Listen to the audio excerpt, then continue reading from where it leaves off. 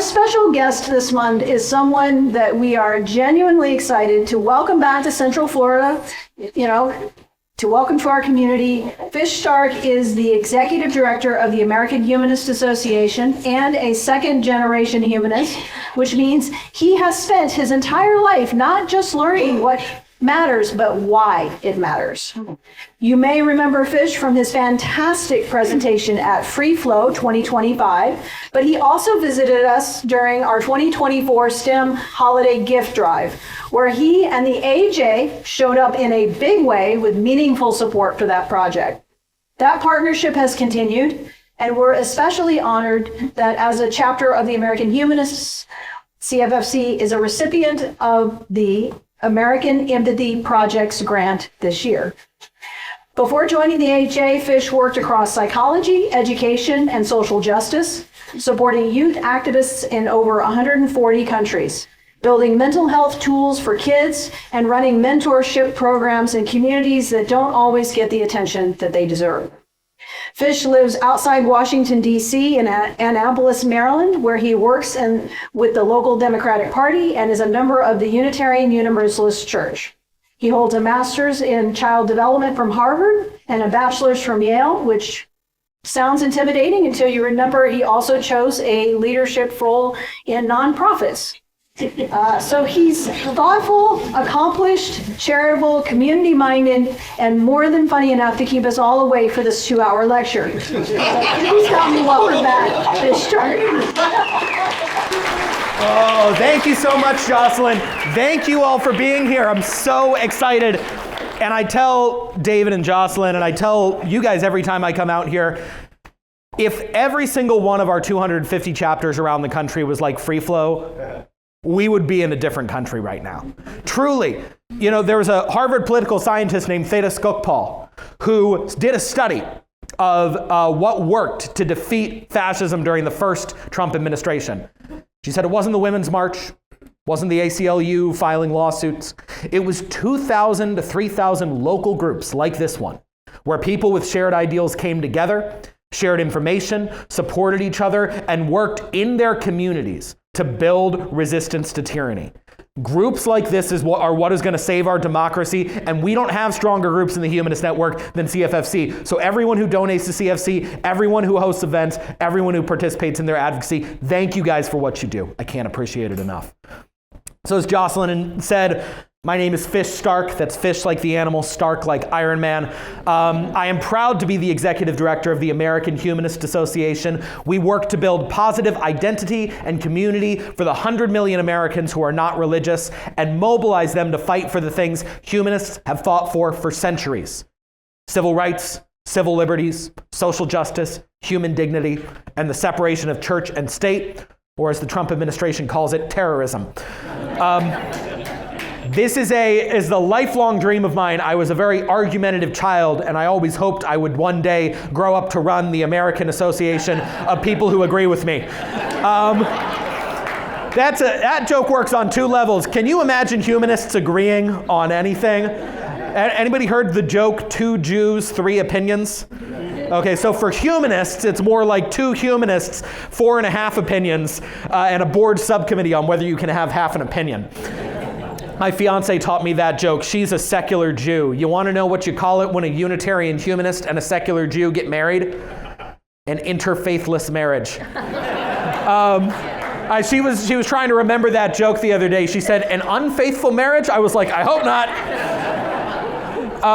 It is amazing to be here. I want to talk about hope today. And I recognize that there is some irony in coming to DeSantis land to talk about hope. In the middle of the Trump administration, while $1 billion a day of our tax money is being spent bombing school children in a holy war. But as Thomas Paine said 250 years ago, when he wrote the Common Sense pamphlet that dislodged a king, he said, we have it in our power to begin the world over again. We have it in our power to begin the world over again. Not, it might happen if we wait long enough. Not, we have the power to incrementally improve the world bit by bit and solve the problem slightly. We have it in our power to begin the world over again. And I will tell you, I don't want to pretend like a lot of harm has not happened in this country. But the AHA, and we are not a big organization. We are bigger than when I started. We are about $4 million if we stand on our tiptoes and 21 full-time staff. But we have been able to deal out some real defeats to the Christian nationalists in the courts and in state legislatures. And I want to tell you about how we're doing that and our strategy for what comes next. But first, I want to talk a little bit about how this all fits in the arc of American history. So, people often ask me, what is a humanist? And I say humanists are people who believe that science tells us what's real and empathy tells us what's right. We are people who believe in people. We believe in human worth, human dignity, human responsibility, human potential. And believing in people is a radical idea. On the other side of the tent, there's this idea of original sin. The idea that people are born inherently wicked, and that wickedness needs to be trained and punished out of them. And we as humanists believe that people are born with the capacity for good, that there's not some wickedness lodged within us that needs to be exorcised, but that in general, we have an evolutionary drive to help each other, to do good as long as we are in societies that support the right to think freely, and as long as we're surrounded by a community that encourages us to care about each other. And it matters because your view of human nature determines your politics. If you believe people are inherently wicked and sinful, you build systems of control. You build hierarchies where the righteous control the wicked. And if you believe in human potential and human goodness, you build systems of liberation. You build public schools. You build democracy. That is what humanists have done throughout American history, fought for an America where everyone is treated as being capable and worthy and full of potential, and everyone is given the tools to rise to the level of their goodness and potential. I'm not just talking about the founders, although the founders are important. 250 years ago, King George issued a proclamation of rebellion, and he said, the colonists have, quote, forgotten their allegiance to the power that has protected and supported them. And he commanded his loyalists to root out and punish all the subversive activists in the colony. And he signed it with 4 words, God save the king. And meanwhile, you had a young firebrand named Thomas Paine who wrote in response to that a feisty little pamphlet called Common Sense, which incited a revolution, where he said, the cause of America is in a good deal the cause of all mankind. What did Paine mean by the cause of America? Paine was talking about a humanist idea, an idea that was treated as heretical at the time. The implication behind God Save the King was that power flowed from a divine authority to one man, that the source of the king's power was that God had anointed him. And Paine's idea of the cause of America was that power comes from the consent of the governed. Consent of the governed was considered a heretical idea at the time. It denied the power of God to anoint his own leader, to lead in his way. This is why, one of the things I learned studying developmental psychology is you can't replace a negative thought by negating the negative thought. You have to replace a negative thought with a positive thought, right? When people say America is a Christian nation, it's not enough to say, no, it's not. The truth is America is a humanist country. America was founded not just by humanists, by a mix of humanists and Christians and folks of different stripes, but they founded it based on a humanist idea. Belief systems are about more than who made the world and what happens after we die, right? They are theories about where morality lives and where power belongs and where truth resides. We have a cynic in the White House today who invokes the language of God not because he reveres Jesus, but because he reveres power. And the language of God gets used again and again and again by corrupt authoritarian hacks like him to tell people when they ask about morality and truth and power that it doesn't belong to them, but somewhere else. And when you ask humanists where morality lives, where power belongs, where truth resides, the answer has always been in all of us. So our country was an interfaith project built around humanist ideals. The idea that no one person, no God, no king, no billionaire gets to decide what is right or the direction we go in, but that we all share in that power. That was not just Thomas Paine as a humanist saying that, but Thomas Jefferson, that good old Unitarian humanist who wrote the Declaration of Independence. And then, over the last 250 years, we have had to fight to make those promises real, and humanists have been leading the fight every single time. We know the founders were flawed men. They, with the exception of Paine, they dreamt of equality while holding other people in bondage. And so it fell to incredible black humanists, leaders in the civil rights and the liberations movement like Frederick Douglass and W.E.B. Du Bois and Bayard Rustin and A. Philip Randolph, the chairman of the March on Washington, the founder of the Brotherhood of Sleeping Car Porters, at the time the country's largest black union, and artists like Zora Neale Hurston and James Baldwin, black humanists who fought for black liberation in America. And the founders were all men, and so it took the work of women humanists like Gloria Steinem and Betty Friedan and Elizabeth Cady Stanton and Margaret Sanger and Emma Goldman, the people who built the National Organization for Women and Ms. Magazine and Planned Parenthood. They were humanists, again, fighting for this ideal that power shouldn't be centralized within a smaller and smaller group answerable to an ancient story, but that no one gets to determine the course of our lives but us.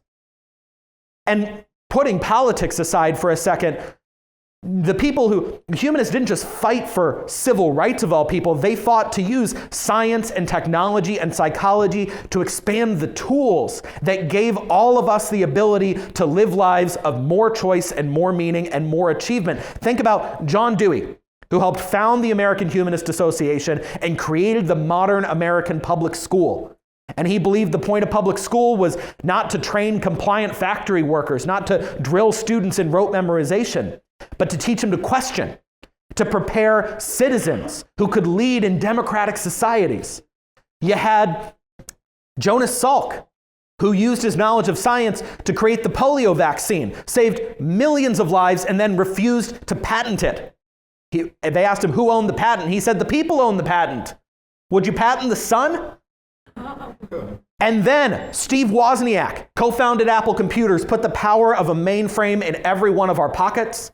And people like Albert Einstein and Carl Sagan and Neil deGrasse Tyson and Bill Nye decoded the secrets of the universe and then taught them to every single one of us so we could all better understand this beautiful world we live in. Do you see the through line? Public schools, personal computers, polio vaccines, Planned Parenthood, at every juncture in American history. Humanists have fought to make this country a place where everyone belongs and where everyone has the tools to flourish and live free lives, because that is who we are. Because that is how we believe the world gets better. Not by controlling humanity, not by suppressing humanity, but by unleashing our inherent potential and goodness. So we are now in a civilizational conflict in American history. 250 years after Thomas Paine rejected the idea of God save the king, they are trying to bring that shit back. Yeah. 800 years after the Crusades, we're in another one. Literally, listen to the kind of language that's being used to justify our dropping bombs on Iranian school children to the tune of $1 billion a day. Hegseth has said this is a holy war. This is about their belief that their worship or their wealth or their whiteness gives them the ability to dominate other people. This country is run right now by a group of billionaires and bishops and bigots. I call it the axis of nonsense. And this group doesn't agree on a lot of things. They can't agree on H-1B visas. They can't agree on Israel. They can't agree on abortion. But they can agree on one thing, which is that America gives too much power to too many people who are not them. They believe we need to narrow who we care about and who has power in America. At the end of the day, Christian nationalism, and that's what I'm here to talk about. What is the plan of the Christian nationalists and what is our plan to defeat them? Christian nationalism is not about prayer in public schools and putting a manger in the public park. That is what they want you to think it is. Because most Americans, when we stand up and shake our fist about a manger in a public park, they say, what's wrong with that? Christian nationalists choose these issues strategically to try and bait us into responding so that they can first win the argument on their terms before they get into the more insidious stuff. But Christian nationalism is not about the mangers in the public park. You think that's what Elon Musk cares about? Christian nationalism is a theory of domination that says a small group of people should have the right to control the lives of other groups of people based on their narrow view of religion.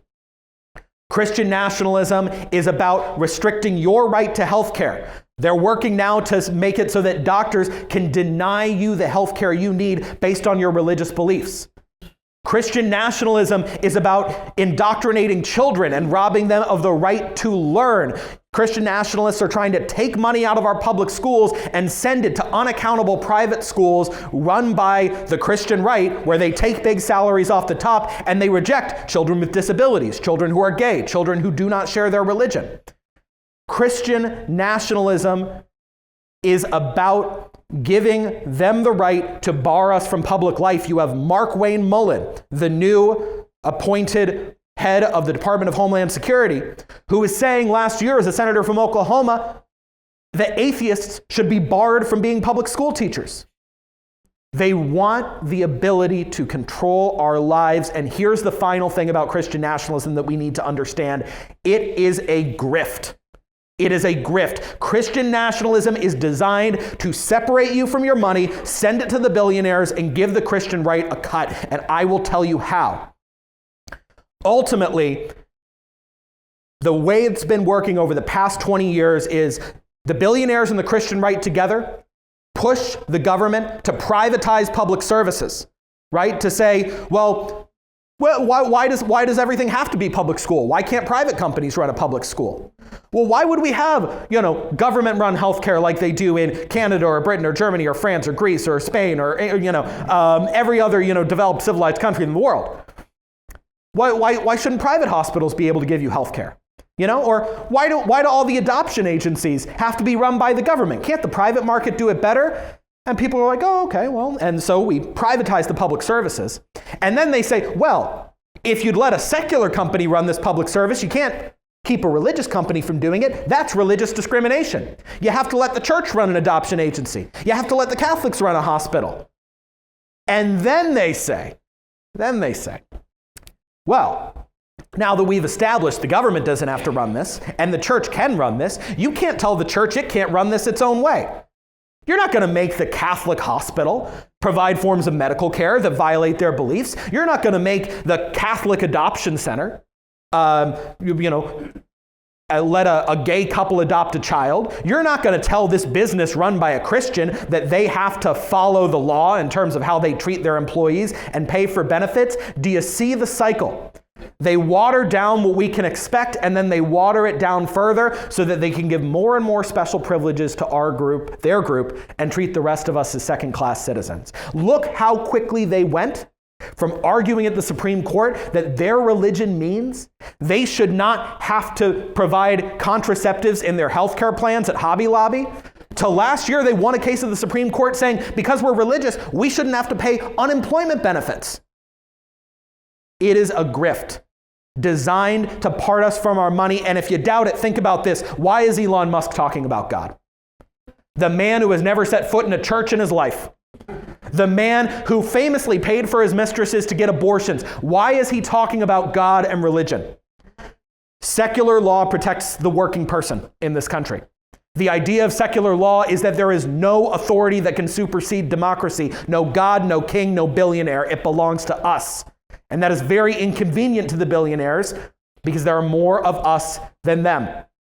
In a Christian nation, watch the CEO of Exxon find God real quick. He's going to say, wait a minute. It says here in my Bible, man is to have dominion over the earth, so I don't see why I have to follow these environmental regulations. Watch the CEO of Amazon find God real quick. Say, in my holy book, it doesn't say anything about the minimum wage. Secular law protects working people in this country, and these guys will still be able to get abortions for their mistresses under Christian nationalism because everywhere it has ever been implemented, secular law binds the working class and lets the wealthy through its loopholes. That is what we are fighting. We are not fighting the manger in the public park. I could give a damn about the manger in the public park. We are fighting an America where my tax dollars could go to my humanist Jewish children being taught in public school that they are going to hell. We are fighting against an America where we could be denied medically necessary care because of the religious beliefs of our doctors. We are fighting against an America where people can fire us for not sharing the religious beliefs of our bosses. We are fighting against an America where people can refuse to protect workers or follow anti-discrimination laws or protect the environment because the Bible tells them so. That's not a democracy. That is a world where the powerful, the people who have enough money and power to claim they speak for God, get to rule over the rest of us. That is what they want. That is why you've got the libertarian billionaires teaming up with the right-wing bishops to force Christian nationalism on this country. That's the story we have to tell to the people who say, why does it matter that they put the manger in the public park?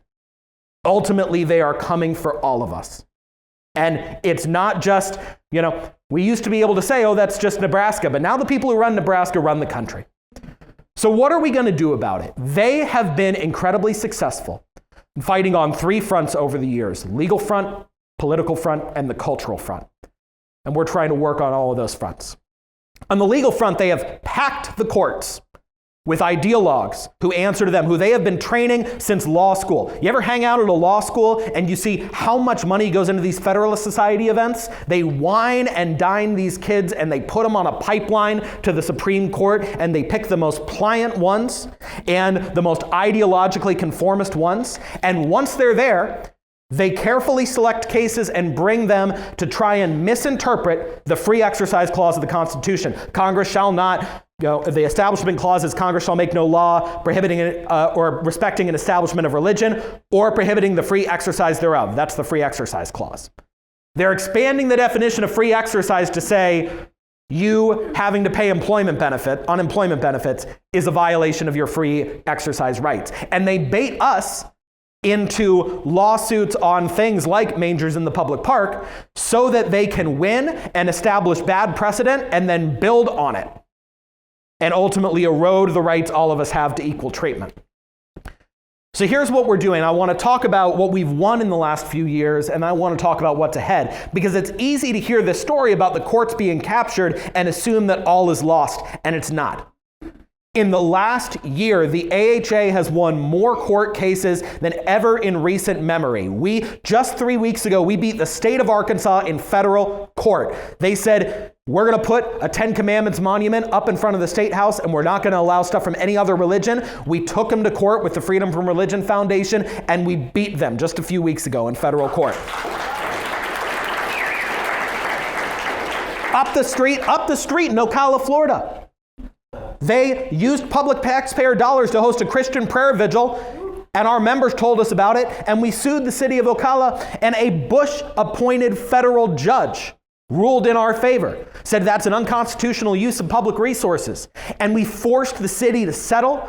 That is now precedent in federal law, that kind of action is illegal.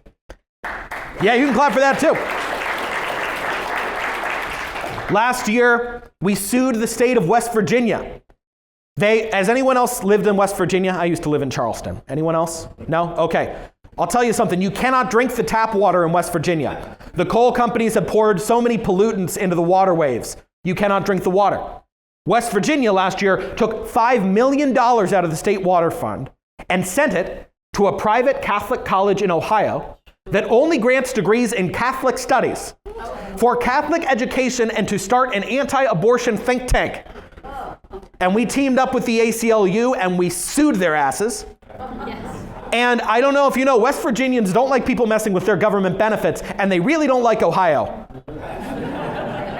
And so we, again, were able to get under the West Virginia state constitution a ruling that said that is unconstitutional. You got to put that money back where it belongs. And even just last month in Texas, we had a member of the AHA who's an elementary school teacher in South Texas, and the powers that be put a bunch of religious art up on the walls, a bunch of scripture.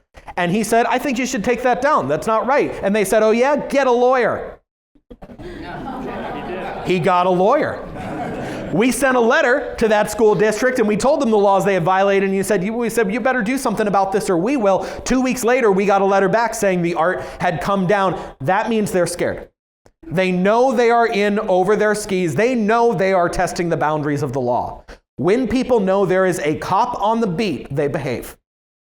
That is why it matters that we've rebuilt the legal center at the AHA. When I came, we had 0 lawyers. Now we have 3 amazing lawyers who joined us from Compassion and Choices and the National Women's Law Center, a great civil rights employment attorney out of Chicago. We are winning these cases and we plan to win more. And here's what we plan to focus on going forward. I've told you it's hard to get the majority of Americans to agree with us on the display of religious symbols in public. It's not the kind of case we're going to be taking. We are going to be looking at the following types of cases. Number 1, civil rights cases where people are getting fired from their jobs because of their lack of belief. Because most Americans, almost every American agrees with us, religious or not, nobody should fire you from your job because you're an atheist. We are going to be focusing on misuse of taxpayer dollars to support religion, because in this time where everyone's struggling to pay their bills, no one wants the taxes that come out of their paycheck to go to proselytization. And finally, we're going to be focusing on the way our system treats kids and other vulnerable people. For instance, the fact that in many places in this country, a judge will say to you, if you commit a crime, you can either go to this religious conversion program or go to jail. That's not a choice any American should have to make. We're going to be fighting on those fronts. And finally, one of the things that the religious right has done with this, capture of the courts has said, you can't make us follow the law if it violates our beliefs. That is a violation of religious freedom. You remember in Colorado when they said, these Christians who run this cake bakery, they don't have to follow anti-discrimination law. They can discriminate against gay clients. That's their religious freedom. Here's the good news. In, I believe it was 1968, Supreme Court Justice Hugo Black put a footnote in a very important Supreme Court case that recognized secular humanism as having religious rights in America. Now, does secular humanism look like any religion we understand today? Not really. But Black was operating on something called the parallel place doctrine. He said if a belief system has a parallel place in someone's life to the place religion holds in somebody else's life, then it deserves the same kind of legal protection from the government. In other words, we have the same legal right to have our beliefs protected that Christians do, or Jews do, or Muslims do. I think that's the way it ought to be.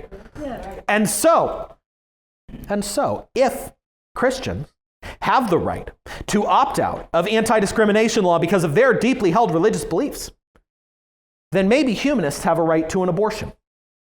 Maybe humanists have the right to medical aid in dying. Maybe humanists have the right to gender-affirming medical care. Maybe these kinds of things the Christian right is trying to keep us from exercising our own bodily autonomy that we deeply believe in.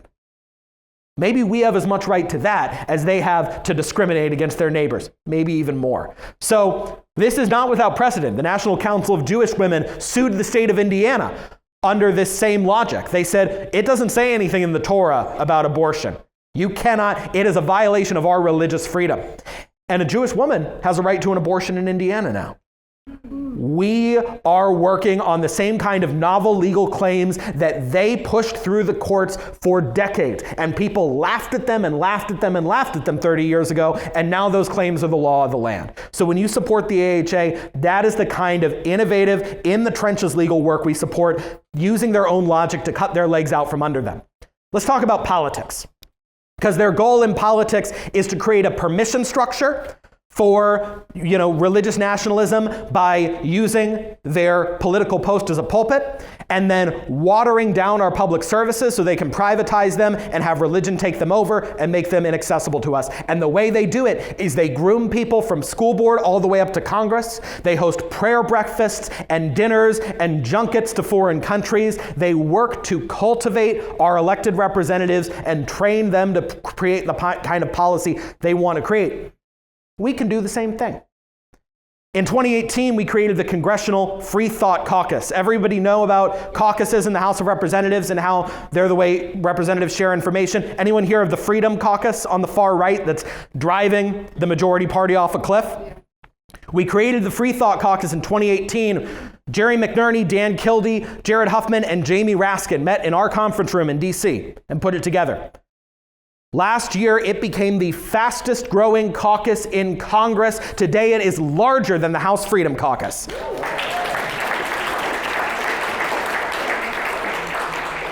20 years after my dad came out as the first open atheist in Congress, we are set. If the minority party wins this midterm election, we are going to have our first open atheist chair a congressional committee in Congress, because Jared Huffman will take over the House Natural Resources Committee. Whoa. And because of the great work of Ron Millar and Rachel Deitch on our team, we used to only have one open non-believer in Congress. Now there are three. Emily Randall from Washington and Yasamin Ansari from Arizona have joined Jared Huffman, and that's because you all give us the support to have a presence on Capitol Hill and talk to these people and tell them how important it is that they stand up for our values. And it's not just in Congress. I was just in San Antonio for the National Association of School Boards. We signed up 50 new members of the Association of Secular Elected Officials from all across the country.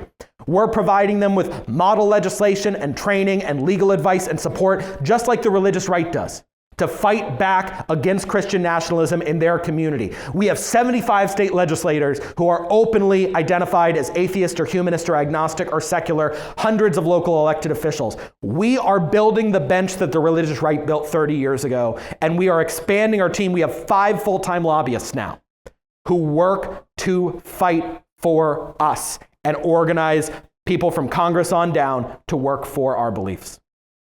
Now, the important thing, too, is that the religious right is able to bus all kinds of people to the state capitol or to Congress whenever a law comes through they don't like.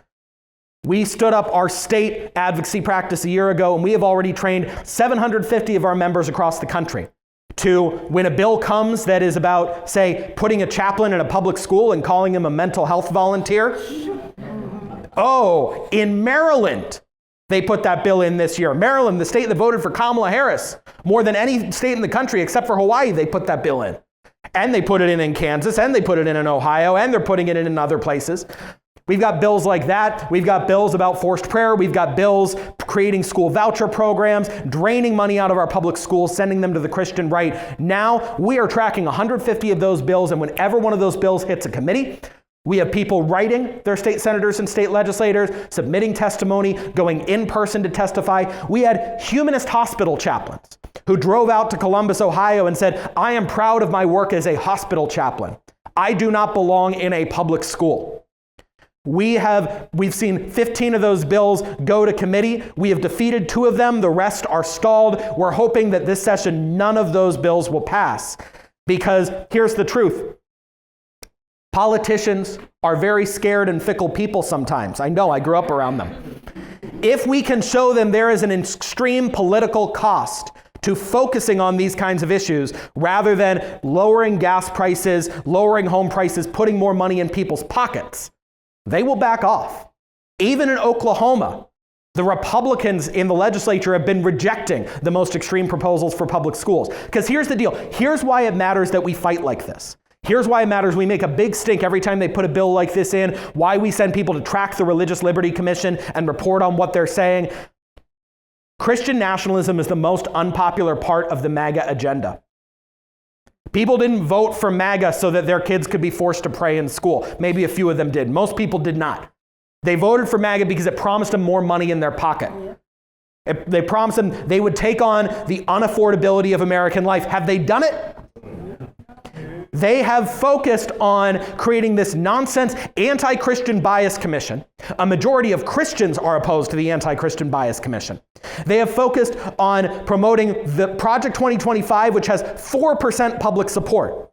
They have focused on a Christian nationalist agenda that even a majority of Christians oppose. And the more we can draw attention to the fact that they are focusing on their extreme religious beliefs, not even their Christian religious beliefs, they hate the Pope now. Rather than delivering for working Americans, that is what will undermine the legitimacy of the authoritarian project. So that's what we're doing on the policy side. And we're also working in blue states to say, hey, we can do better than we did before. We are in places with a blue majority like Pennsylvania and North Carolina and Delaware and Minnesota. We're introducing, we worked on this with American Atheists and the Freedom from Religion Foundation, the Students' Bill of Rights to a secular public education. Whenever we have a majority, we need to work to enshrine the rights of all people to live free from religious oppression into law. And we are working to do that with the allies we've built. Now, here's the question. We do all this and what I'm about to talk to you about on the budget of less than one megachurch. Like I said, $4 million if we stand on our tiptoes. They have hundreds of millions of dollars flowing into their political operation. They have scores of lawyers. We deal with them. We're on a first name basis with some of them. They have tons of lobbyists, and they have the money to fly people out to, different countries for fancy events.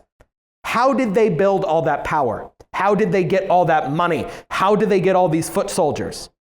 It's because for years and years and years, the religious right invested in culture. Andrew Breitbart, king of the religious right, said it best. Politics is downstream from culture. That ultimately, if you want people who are going to fight your fight, they have to see themselves as part of your group. They have to share your identity. They have to feel like they're part of your community. They have to feel accountable to your movement. And so they built a movement that was about making people who belonged nowhere feel like they belonged somewhere. They literally invest money to micro-target people who are going through divorces or who have lost people in their lives, people who are vulnerable, to try and recruit them into the far right on the internet. This is what they do. And they do this, they look for people, especially young people, especially young men, who are talking about what's the purpose of life? How do I feel a sense of meaning and control in a world where so much feels like it's spinning out of control? And they make sure that those people are seeing videos from people like Jordan Peterson and Ben Shapiro and Charlie Kirk. And then they say to them, hey, you want to come to a Turning Point USA event on your college campus? There's some pizza. Oh, we're going to bring you to a big conference at this fancy hotel and make you feel like a big shot. And only then, once they have made you feel like you are a part of something, do they say, let's get on the bus and go to a MAGA rally. Wouldn't that be fun? They have built an army of foot soldiers because they have invested in identity, culture, and community. And it was the humanistic psychologists, people like Carl Rogers and Abraham Maslow and Benjamin Spock, who taught us that identity-confirming behavior is the most powerful force in the universe. If you have a set of values, if you have an identity, a belief in who you are, you will do anything to try and get closer to that ideal identity. You will try and become the person you idealize yourself to be. So what do we have to do as humanists? We got to build that same kind of infrastructure, that same kind of community, that same kind of culture, that content to community to mobilization pipeline the religious right has. They don't know, you can't copyright that. We can build that too. That's why last year we invested in building what we're calling the Humanist Creator Fund. Charlie Kirk got started with a $10,000 grant from a Christian right mega donor named Foster Friess out in Wyoming. We're investing $10,000 a month to find the Charlie Kirk of humanism.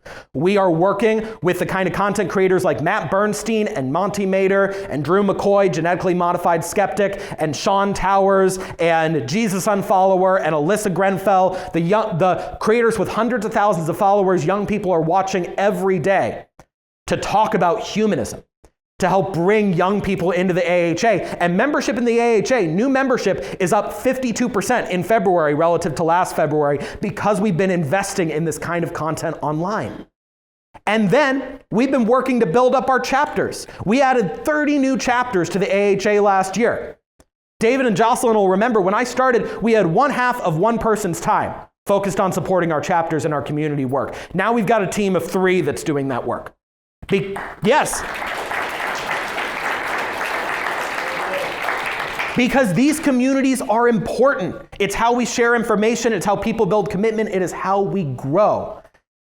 And we have to take advantage of their strategic errors to win the kind of culture we want and to say, actually, humanist values are American values. Here's an example.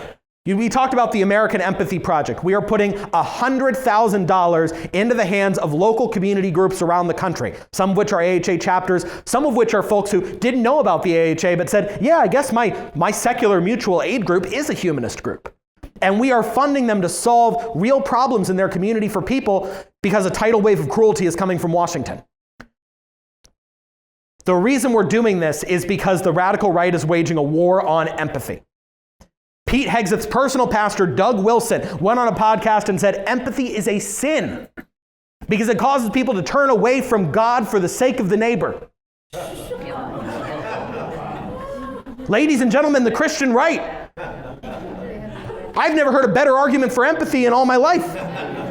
And the truth is, while they're going to war on the idea that people should care about other people, 80% of Americans think empathy is a fundamental American value, and we need more of it in this country. And that's what humanists have always believed, that morality doesn't come down on stone tablets, but it comes from listening to our neighbors. That's what I mean when I say America is a humanist country. Our ideals, our founding ideals of freedom of conscience, of looking out for our fellow citizens, of reciprocity, of liberty, these were our ideals that humanists have fought for throughout the American story. We've always fought for them in partnership with religious people who share our beliefs. That's why it's so important CFFC is part of the Interfaith Council.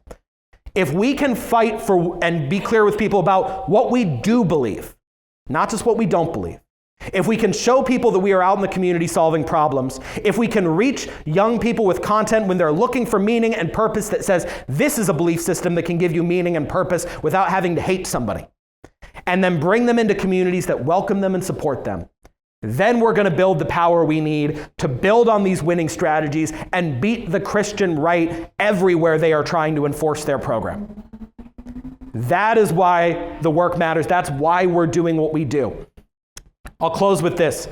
I'm not supposed to have a favorite humanist, but I do have a few of them. John Dewey, who I talked about earlier, Kurt Vonnegut. But one of my favorites is a guy named A. Philip Randolph. I mentioned him earlier. A leading figure in the Black Union movement. He was the chairman of the March on Washington, where Martin Luther King gave his famous I Have a Dream speech.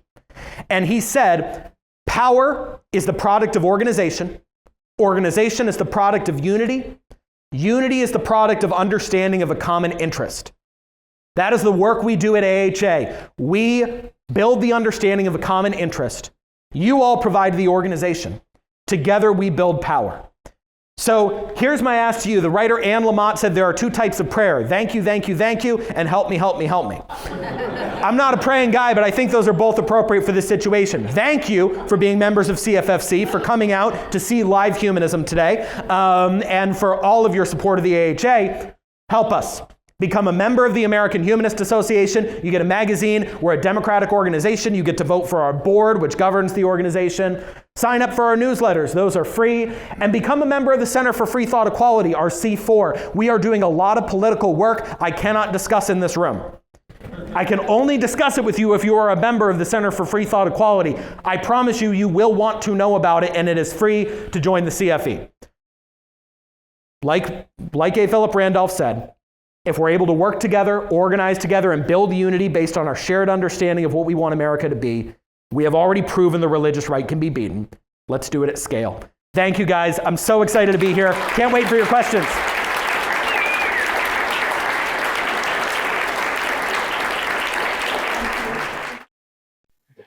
Yeah, I've got a question. Is AHA building a sort of infrastructure of legal experts throughout the country? So here in Maryland, they can contact you, and you have pro bono lawyers to help you with these kinds of issues in Maryland? Or yes, Florida? we've had that. We actually grew it by 45% in the last year. So we are looking, any attorney who would like to provide pro bono support to the AHA, I will put you directly in touch with our legal team. We welcome it. I just wanted to check, are you a 501c3? Yes, the American Humanist Association is a 501c3, which means your donations to us are tax deductible. And the Center for Freethought Equality is a 501c4, which is, again, why I can't talk about all of their work in this context. So you can donate RMD funds to them? You can indeed donate RMD funds, and we hope that you will. Hi there. This was very interesting and entertaining, and I was wondering if you could help me understand how the AHA's approach to like litigation and support and things like that is different from the Freedom from Religion Foundation? Yeah, so we... I'm not asking you to speak for them. No. One of the things that we do is we work collaboratively with American Atheists, Freedom from Religion Foundation, Americans United to avoid duplication. One of the reasons that we are focusing on employment discrimination is that something FFRF has already said they are not interested in doing, which is fine because they do a lot of other great work.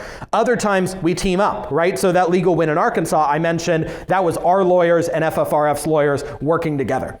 So, there are, I would say the swim lanes are, FFRF really focuses on violations of church-state separation, and we focus on civil rights violations against atheists and humanists, and asserting that atheists and humanists have the same rights and protections that religious people do. Now, there's some overlap in those things, and obviously sometimes we both go outside of our swim lanes, but our lawyers are in regular conversation, and I have, just to say, I have found FFRF to be a really great partner. If you guys are members of AHA, you should also consider becoming members of FFRF and American Atheists. They do great work. I'm curious, is there a catalyst that you've recognized that has seen the increase in numbers of Congress joining the Freethought Caucus? I mean, that's just grown. Why? It's grown for a couple reasons. Number one, it's grown because the threat of Christian nationalism has grown, and we have helped Congressman Huffman become one of the leading voices on the Hill against Christian nationalism. And so as he's emerged as a leader in the party, he's done a lot of recruiting people to the caucus. And frankly, I think I can say that one of the things the CFE does when people donate to it is it sends me to fundraisers on Capitol Hill. So I can go and meet these members of Congress and I can say, hey, there are X number of non-believers in your district and they would really care if you supported this Congressional Freethought Caucus. And by the way, if anyone, Darren Soto I think has already told us no, Maxwell Frost has already joined, but if anyone has connections to other members of Congress or if you donate to any members of Congress, go ask them. I can say this is C3 activity. Go ask them to join the Congressional Freethought Caucus and let it know how much it would mean to you. Yeah, and Maxwell Frost is a Christian. Yeah, it's a wide group of people. Very much. It's not.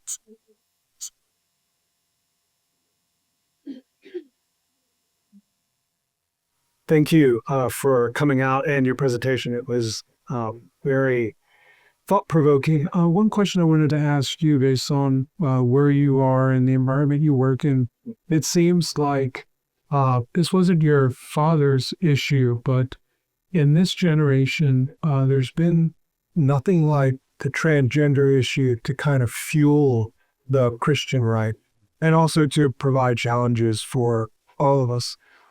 What can you speak to as far as the transgender issue and why do you think it has galvanized the right in such a way that it has?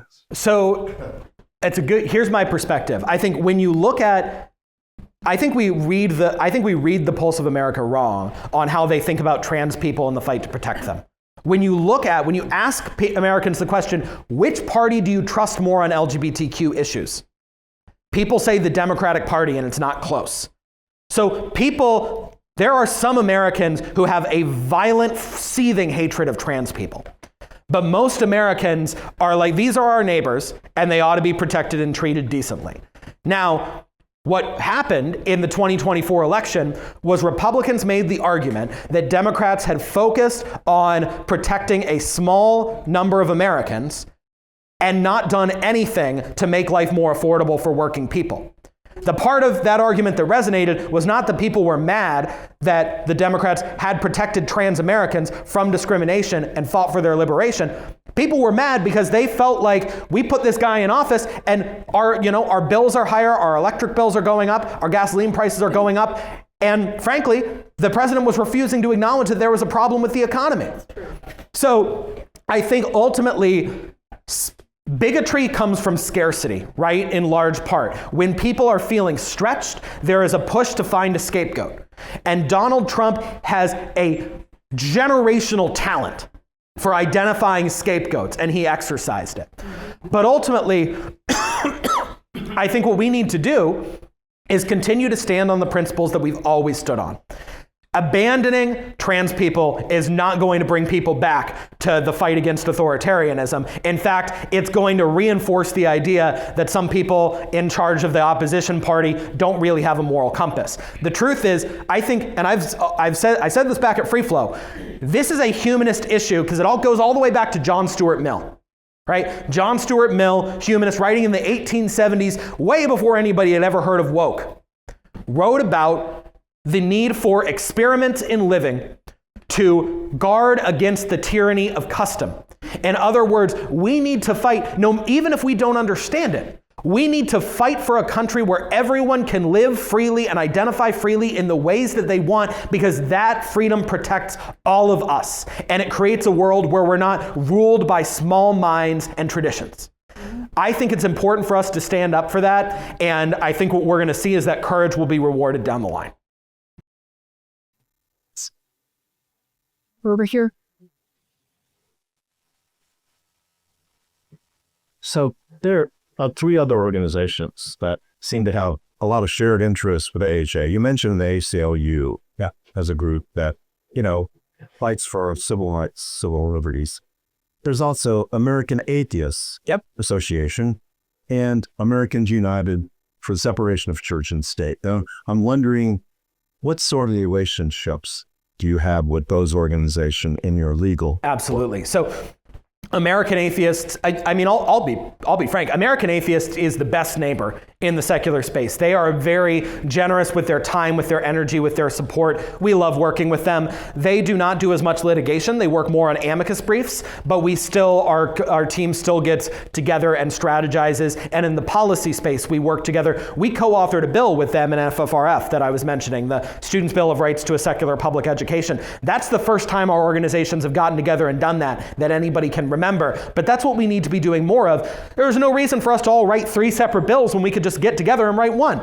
Americans United for Separation of Church and State, we work with them. We've often brought cases together with them. We work together to organize events with members of Congress. And then the ACLU, we're actively building a partnership with, starting with that case that we took on together in West Virginia. Ultimately, the AHA has, they all have slightly different focuses, right? The AHA has the unique ability to leverage the fact that humanism is legally recognized as a religion, whether we consider it a religion or not, right? And we have the charge of building community around a positive belief system, which I think has, as I was mentioning, really good power and benefits. That's where we're unique. And the ACLU and American Atheists and Americans United is great because it brings people together across religious and secular people. American Atheists is great because they can own that brand that a lot of people recognize and is important.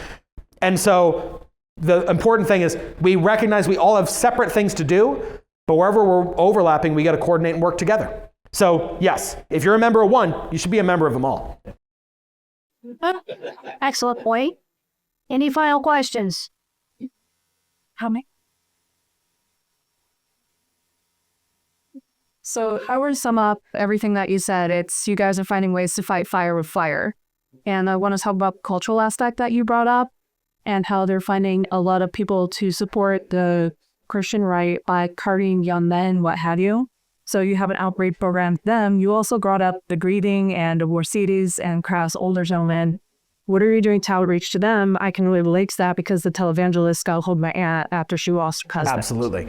So in part, that's why we care so much about local groups. We want more young people to come to local groups like this, but the truth is the average age of local groups like this is, or the average person in a local group like this is often a senior. We think that that's really important. And in fact, when I was in Sarasota yesterday, I spoke to multiple people who had joined the group after their partners passed. And somebody reached out and said to them, hey, this is my social community, and will you come here? That is part of why we invest in building up local groups. And we're also going to be working on building up youth-specific local groups because they've got to be for everyone.